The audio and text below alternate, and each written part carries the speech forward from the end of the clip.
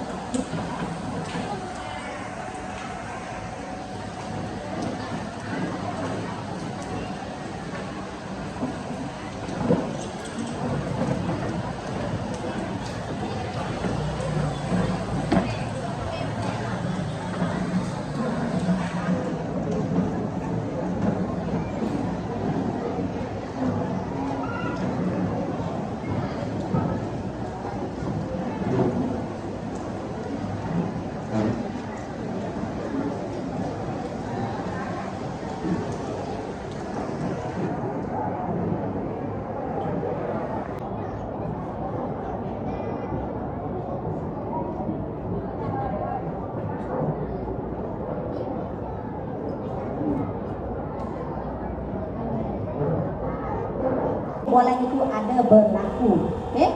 Daripada anak-anak kita diam, kita tak pegangnya, lebih baik kita buatkan perbualan awal. Kita bertanya kesihatan mereka, apa mereka buat dan seterusnya.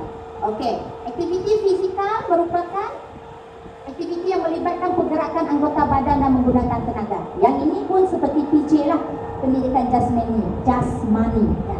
Okey, jadi mereka akan peruntukkan dalam 30 minit ataupun 1 jam, lihat keadaan, dan mereka akan buat aktiviti sama ada di dalam kelas ataupun di luar kelas.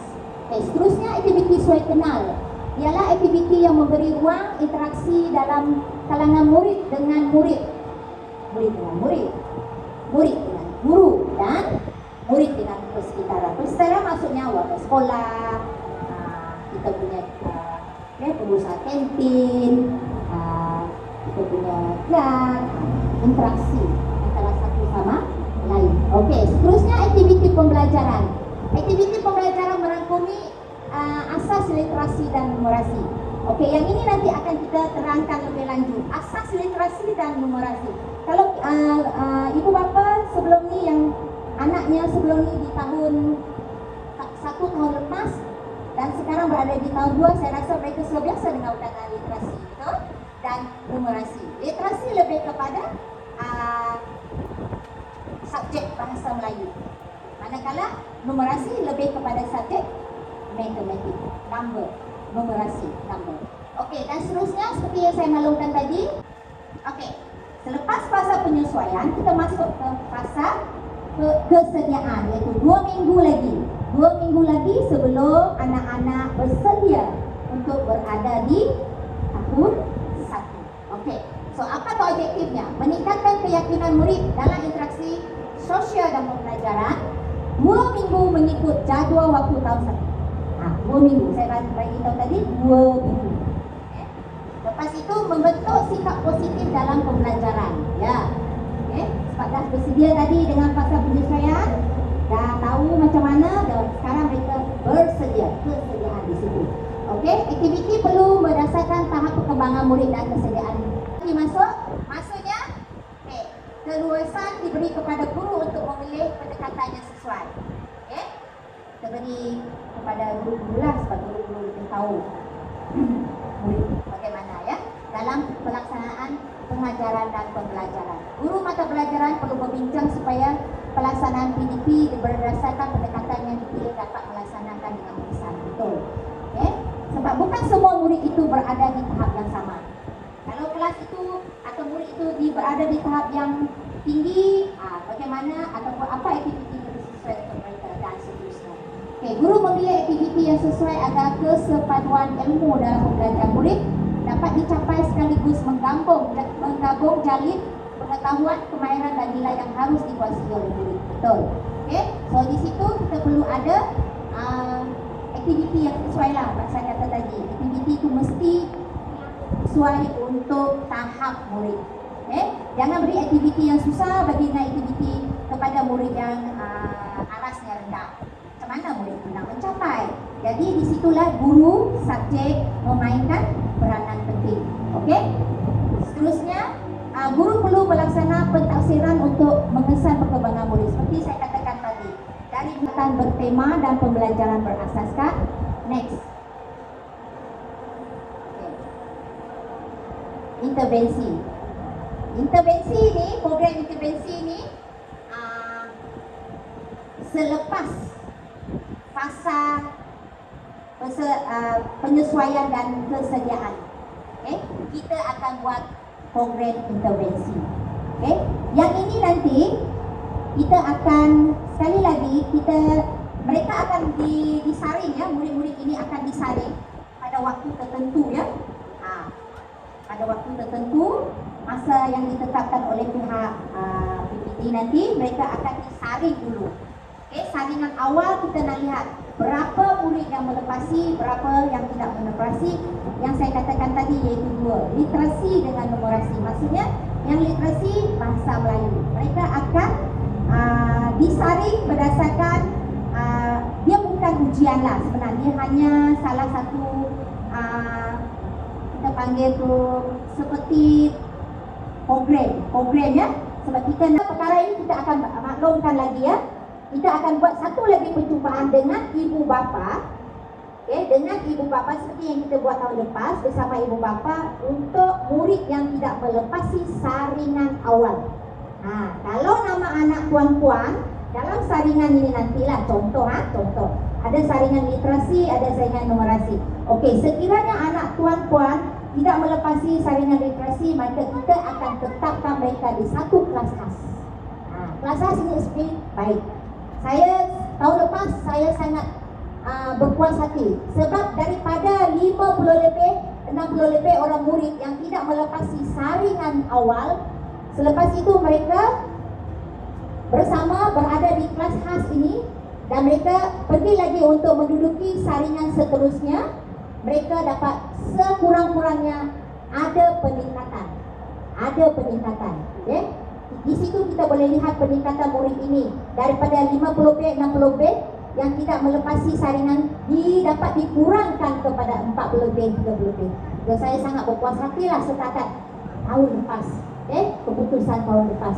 Dan sekarang hanya yang tidak melepasi untuk tahun 2, tahun lepas tahun 1 hanya tinggal dalam belakangnya hari Khamis dan hari Khamis tahun lepas pun sama 12.20 dan kita balik pukul 5.10.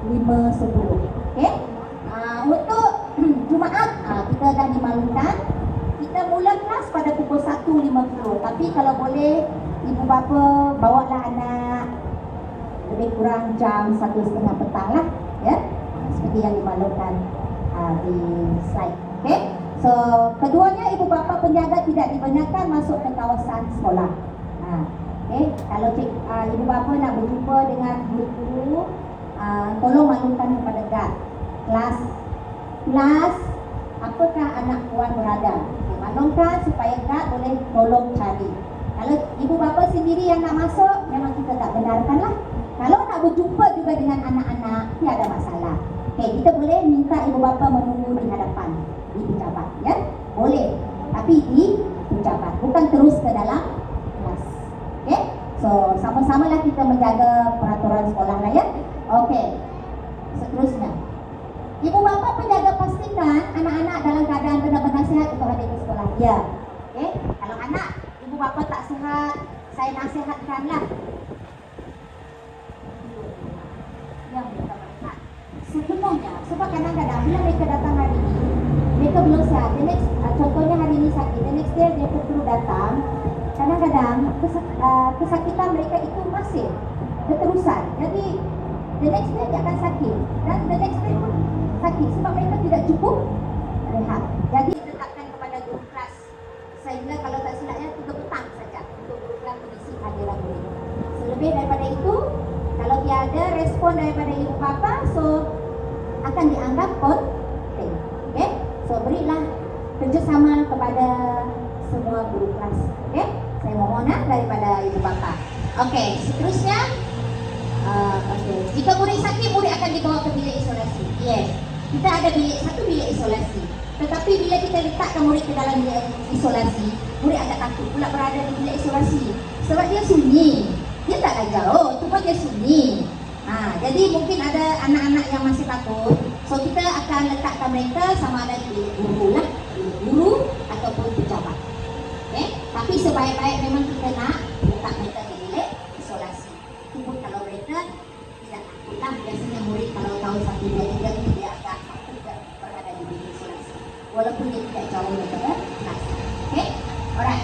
Sekiranya murid sakit yang memerlukan mereka pulang, guru kelas akan menghubungi korban. Okey, saya minta kita sama sekali lagi aktifkan nombor telefon guru bapa. Sebab kadang-kadang kalau anak itu memerlukan, dia nak pulang, dia sangat contohlah ataupun dia sangat sakit. Okay? Jadi kita cikgu ni, kita tak boleh bagi ubat sebab kita bukan doktor. Okay? Memang kita tak berani lah. Semua